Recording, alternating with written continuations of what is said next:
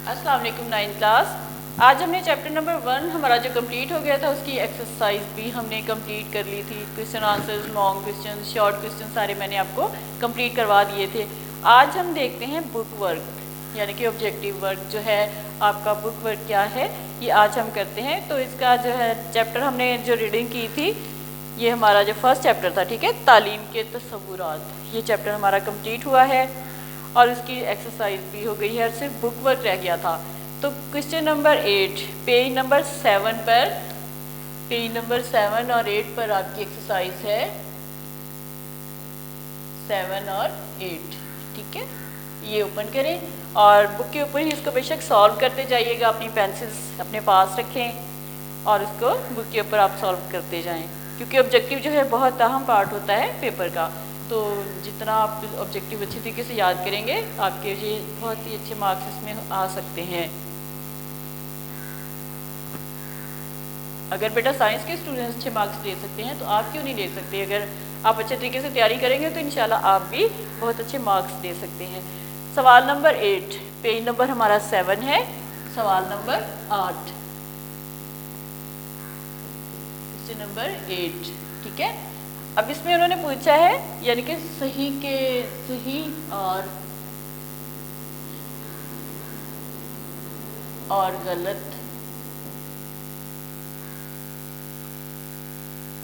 के निशान, यहाँ मैं शॉर्ट फॉर्म में लिख देती हूँ इसका, यानी कि क्वेश्चन इस तरह से दिया हुआ यहाँ पर कि दर्ज बयानात में से जो सही हैं उनके सामने स्वाद के गिर्द दायरा और जो गलत है वो गैन के गिर्द दायरा लगाना है, ठीक है। तो स्टेटमेंट नंबर 1 देखते हैं कि नंबर 1 में क्या है। स्टेटमेंट नंबर 1 है गैर रस्मी तालीम में तालीमी मकासद को शऊरी अंदाज में पेश नज़र रखा जाता है, यानी कि गैर रस्मी तालीम, ठीक है, कौन सी है?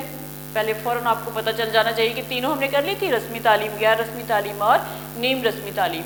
रस्मी तालीम में तो तालीमी इदारे थे और नीम रस्मी तालीम में बाकायदा उस्ताद और तालीमी इदारे नहीं थे, लेकिन उनके भी एग्ज़ाम्स होते हैं। लेकिन जो गैर रस्मी तालीम है उसमें कोई इम्तहान नहीं होते, वो एक घर के अफराद से ही सीख कर इंसान वही काम आगे शुरू कर देता है। तो इसमें है कि गैर रस्मी तालीम में तालीमी मकासद को शऊरी अंदाज में पेश नज़र रखा जाता है, तो इसका जवाब जो है वो गलत है, ठीक है। यहाँ पे आप गैन के गिर्द दायरा लगा देंगे। नंबर 2 देखें, बच्चे का घर गैर रस्मी तालीम का अहम मरकज़ है। गैर रस्मी तालीम कहाँ से ली जाती है? जैसे कि मिसालें मैंने आपको बताई थी ना, घर, गली, मोहल्ला, मस्जिद, बाज़ार और इस तरह से, यानी कि दोस्तों के साथ बैठकर सीखा जा सकता है। ऐसे काम जो होते हैं वो गैर रस्मी तालीम होती है। तो बच्चे का घर जो है गैर रस्मी तालीम का अहम मरकज़ है, यही है ना, तो इसको हम स्वाद के गिर्द दायरा लगाएंगे। नंबर 3 पे देखें, बच्चे की तालीम का अव्वलीन मरकज़ मदरसा होता है।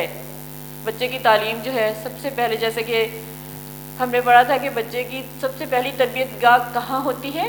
माँ की गोद में, यानी कि घर, घर में बच्चे की पहली तरबियत जो होती है घर में होती है। तो बच्चे की तालीम का यहाँ उन्होंने कहा कि अव्वलीन मरकज़ मदरसा होता है, नहीं होता ना, तो इसके लिए जो हम लिखेंगे गलत है, तो हम गैन के गिर्द दायरा लगा देंगे। नंबर 4,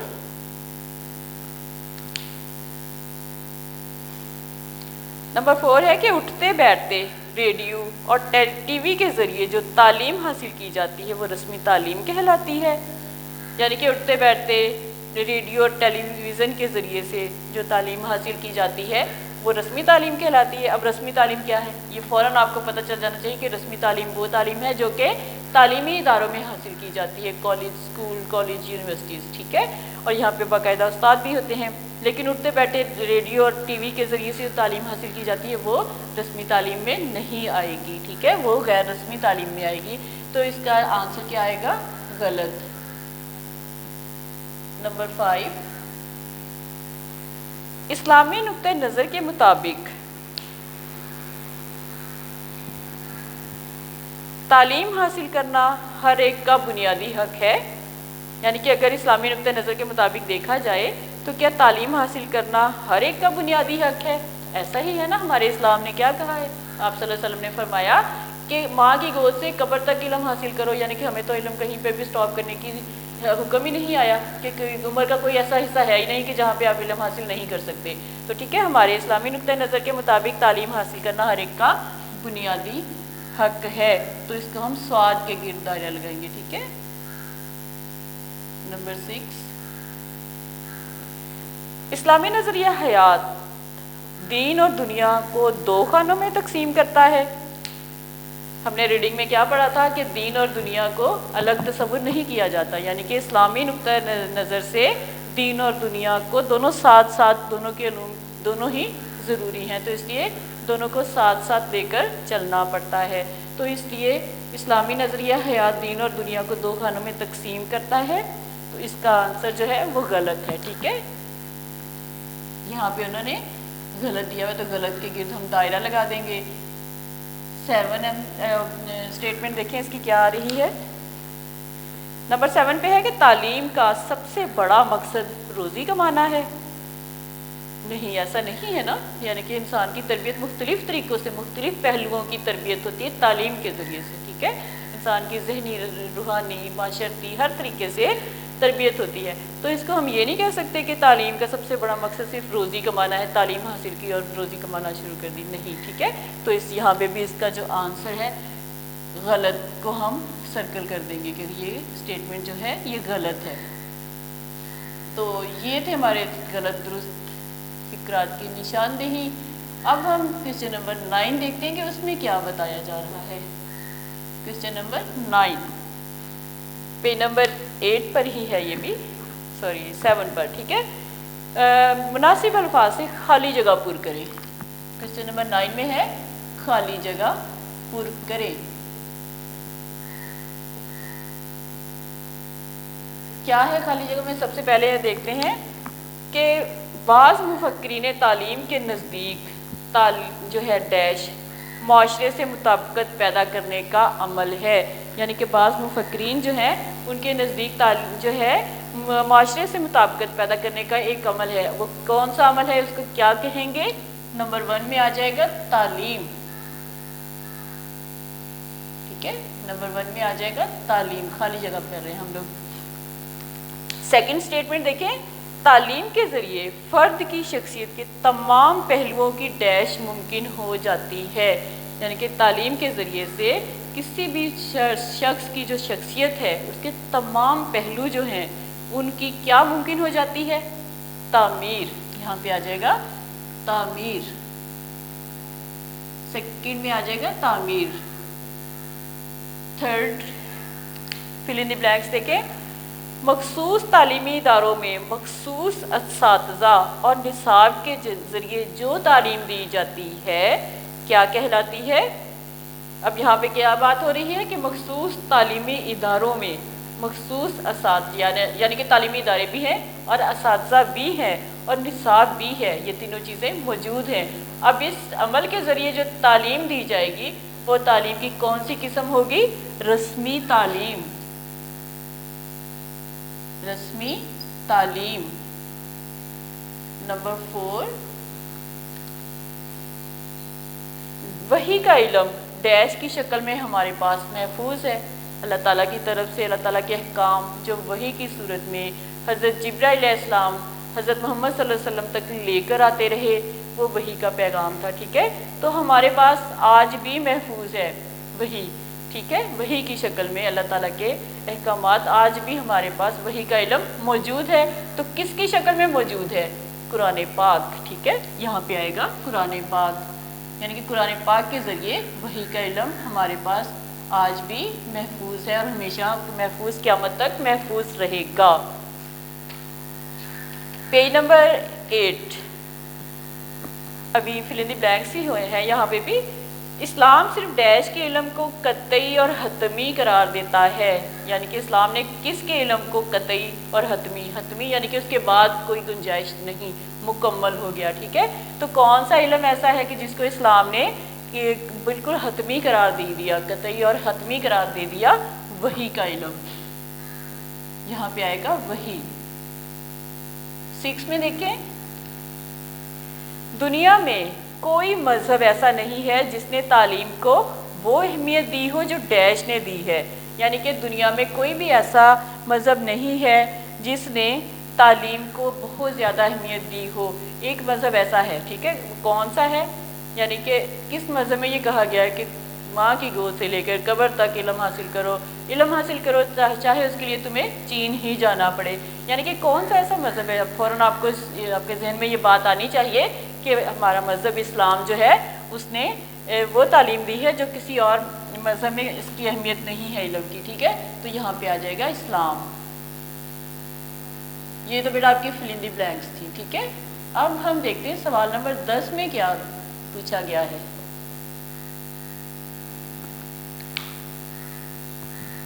سوال نمبر 10 ہے کہ درج ذیل میں سے ہر بیان کے 4 جوابات دیے گئے ہیں جن میں سے صرف ایک جواب جو ہے وہ صحیح ہے، ٹھیک ہے؟ اور آپ نے صحیح جواب پر ٹک کا نشان دینا ہے، یعنی کہ یہاں پہ ایم سی کیوز ہیں، درست جواب کی نشاندہی کرنی ہے۔ 4 جواب دیے گئے، اس میں سے درست جواب کا انتخاب کرنا ہے، آپ نے چوز کرنے ہیں، ٹھیک ہے؟ M C cues. نمبر 1 دیکھتے ہیں کہ نمبر 1 میں کیا ہے۔ اب یہاں پہ ہے کہ انسان کو معاشرتی حیوان سمجھتا تھا۔ اب مختلف مفکرین نے، ماہر تعلیم نے، مفکرین نے تعلیم کی جو تعریف بیان کی ہے تو اس کی روح سے جو ہے انسان کو معاشرتی حیوان سمجھتا تھا۔ کون سمجھتا تھا؟ کہ مین از اے سوشل اینیمل۔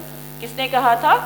یہاں پہ انہوں نے آپشن دیے ہوئے ارسطو، علامہ اقبال، حضرت امام ابو حنیفہ اور امام غزالی۔ تو کون سمجھتا تھا کہ انسان جو ہے وہ معاشرتی حیوان ہے؟ ارسطو۔ یہاں پہ آپشن جو ہے 1 الف، ٹھیک ہے؟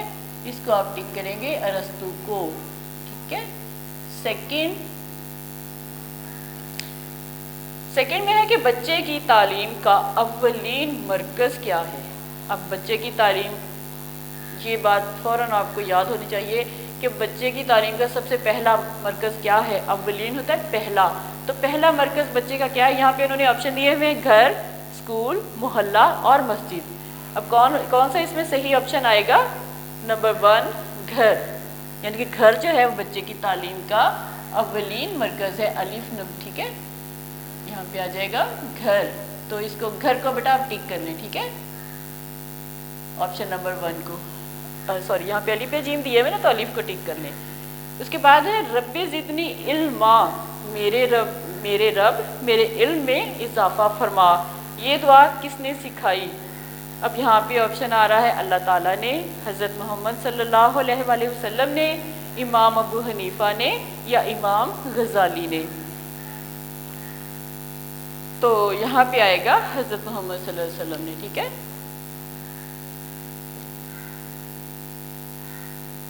آپشن کون سا آ رہا ہے؟ یہ بے۔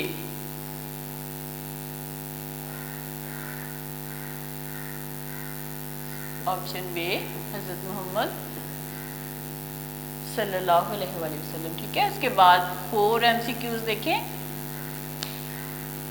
قومی ثقافت کو نسل در نسل منتقل کرتی ہے، کون کرتی ہے؟ اب یہاں پہ انہوں نے آپشن دیے ہوئے ہیں کتاب، تعلیم، واعظ یا اخبار۔ کون سی جو ہے اس میں کون منتقل کرتا ہے قومی ثقافت کو ایک نسل سے دوسری نسل تک؟ تو کس کے ذریعے سے منتقل ہوتی ہے ثقافت؟ تعلیم کے ذریعے سے۔ یہاں پہ رائٹ آپشن آ جائے گا بے، تعلیم، ٹھیک ہے؟ نمبر 5، انسان جن طریقوں سے تعلیم حاصل کرتا ہے ان کی اقسام کتنی ہیں؟ یہاں پہ آپشن دیے ہیں 2، 3، 4 یا 5۔ تو کتنی ان کی اقسام ہے جن طریقوں سے تعلیم حاصل کرتا ہے؟ رسمی تعلیم، غیر رسمی تعلیم، نیم رسمی تعلیم۔ تو کتنی ہو گئی؟ 3۔ آپشن کون سا آ رہا ہے اس میں؟ بے آپشن کو ٹک کریں، 3، ٹھیک ہے؟ نمبر 6،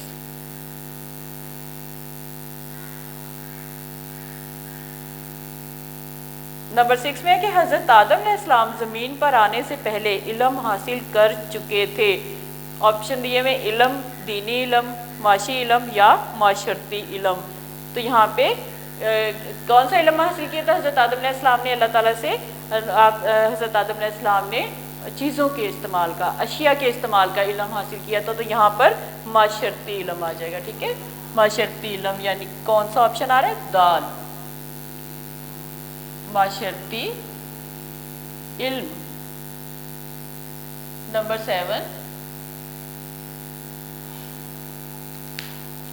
7 में है कि दुनिया में आला मनसब के लिए इल्म हासिल करने वाला शख्स अल्लाह के गज़ब से नहीं बच सकता। ये किसने फरमाया? यहाँ पे ऑप्शन है हज़रत मोहम्मद सल्लल्लाहु अलैहि वसल्लम ने, इमाम अबू हनीफा रहमतुल्लाह अलैह ने, इमाम गज़ाली रहमतुल्लाह अलैह, या अल्लामा इकबाल रहमतुल्लाह अलैह। तो ये किन्होंने कहा था कि दुनिया में आला मनसब के लिए इल्म हासिल करने वाला शख्स अल्लाह के गज़ब से नहीं बच सकता? इमाम गज़ाली। जीम ऑप्शन, इमाम गज़ाली। तो ये बेटा हमारा क्वेश्चन नंबर 10 जो था ये हो गया कंप्लीट। ठीक है, अब है 10। ठीक है, अब है सवाल नंबर 11। अब इसमें है कॉलम मिलाएं, यानी कि कॉलम मैच करना है। ठीक है, कॉलम अलफ में दिया गया है कि इंसान ज़मीन पर अल्लाह का नाइब, और उसके साथ क्या है, यानी कि इंसान जो है ज़मीन पर अल्लाह का नाइब है और अशरफुल मखलूकात। ठीक है, उसको किसके साथ मैच करेंगे? अशरफुल मखलूकात, मखलूकात के साथ। और सेकंड है स्कूल, कॉलेज और यूनिवर्सिटियाँ, ये क्या है? रस्मी तालीमी इदारे। फिर उसके बाद है कुरान पाक में सबसे पहला हुक्म है, क्या है? पढ़ो। कुरान पाक में सबसे पहला हुक्म क्या है? पढ़ो। इंसान जिन तरीक़ों से तालीम हासिल करता है उनकी इक़साम कितनी है? नीम रस्मी, रस्मी तालीम, नीम रस्मी तालीम और गैर रस्मी तालीम। रस्मी तालीम, नीम रस्मी और गैर रस्मी।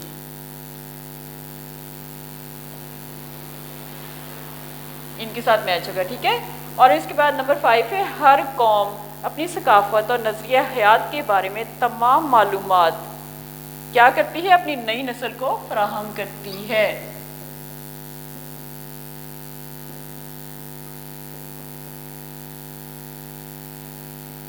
इसके साथ मैच हो जाएगा। ठीक है, तो ये बेटा हमारा क्वेश्चन नंबर 11 जो था ये भी कंप्लीट हो गया है, और इस तरह हमारे जो बुक वर्क है वो तकरीबन सारा कंप्लीट हो गया। अब हम नेक्स्ट चैप्टर जो है वो स्टार्ट करेंगे नेक्स्ट लेक्चर में, और ये हमने आज किए हैं। सबसे पहले हमने खाली जगह की है। ठीक है, उसके आप दोबारा मैं इसको बता देती हूँ, आप उसको देखते जाइएगा। ठीक है, चेक कर लें कि आपने सही इसको टिक किया हुआ है। नंबर 1 जो है गलत है, सेकंड सही है, थर्ड गलत है, 4 भी गलत है, और 5 सही है, 6 जो है वो गलत है, और 7 भी गलत है। ठीक है, आप इसको टैली कर लें कि आपने सही इसको इसी तरह किया हुआ है। फिर खाली जगह में नंबर 1 में आ रहा है तालीम, सेकंड में तामीर, थर्ड में तालीम रस्मी तालीम, और फोर्थ में कुरान आ रहा है, 5 में वही आ रहा है, 6 में इस्लाम। ये बेटा इसको चेक कर लें कि आपने खाली जगह सही पूरी की है। उसके बाद सवाल नंबर 10 है कि MCQs। ठीक है, फर्स्ट का आ रहा है अलिफ ऑप्शन है अरस्तु, सेकंड का अलिफ ऑप्शन घर, थर्ड का बे ऑप्शन हज़रत मोहम्मद सल्लल्लाहु अलैहि वसल्लम, और 6 में बे ऑप्शन आ रहा है तालीम, 5 का बे ऑप्शन आ रहा है 3, और 6 का ऑप्शन दाल आ रहा है माशरती इल्म, और 7 में आ रहा है जीम ऑप्शन, राइट ऑप्शन है इमाम गज़ाली। ठीक है, तो ये बेटा आप चेक करें ज़रा, आपने इसी तरह इनको मैच किया है, इसी तरह से किया है जिस तरह मैंने आप लोगों को समझाया है। और उसके बाद है कॉलम मैच। ठीक है, फर्स्ट को आपने मैच करना है अशरफुल मखलूकात के साथ, नंबर 1 दिया हुआ ना, उसको अशरफुल मखलूकात के साथ करना है। सेकंड को तालीमी इदारे, रस्मी तालीमी इदारे के साथ करना है। थर्ड को पढ़ो से मैच करना है, और फोर्थ जो है कॉलम मैच का, कॉलम अलिफ का, उसको रस्मी तालीम, नीम रस्मी तालीम और गैर रस्मी तालीम से मैच करना है।